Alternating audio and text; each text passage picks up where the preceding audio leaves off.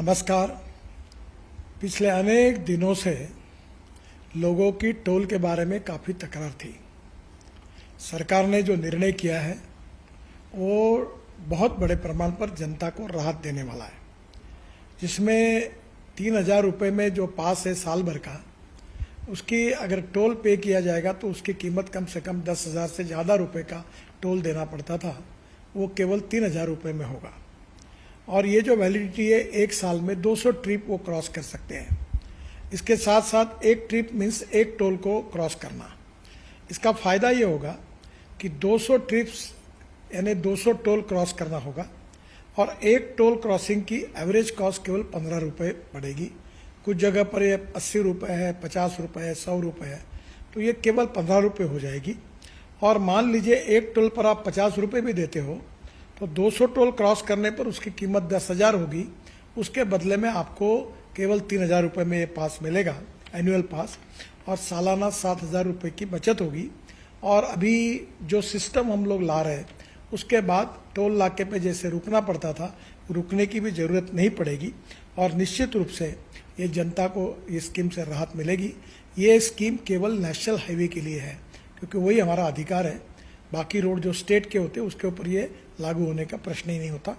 मैं फिर से एक बार आपको ये विश्वास दिलाता हूँ कि इससे काफ़ी बड़ी राहत मिलेगी और 15 अगस्त से ये स्कीम पूरे भारत भर शुरू होगी और जिसमें निश्चित रूप से आपकी जो तकलीफ थी वो कम होगी। जिस तरीके से टोल टैक्स के माध्यम से भ्रष्टाचार सरकार ने मचा रखा है, मुझे समझ में नहीं आता कि सरकार चल रही है या तमाशा हो रहा है। जिस तरीके से फर्जी टोल टैक्स की बाहर आई हुई है, आपने देखा होगा कि टोल टैक्स की अवधि समाप्त हो जाती है फिर भी टोल वसूला जा रहा है। गडकरी साहब का क्या जवाब होगा इसके पीछे?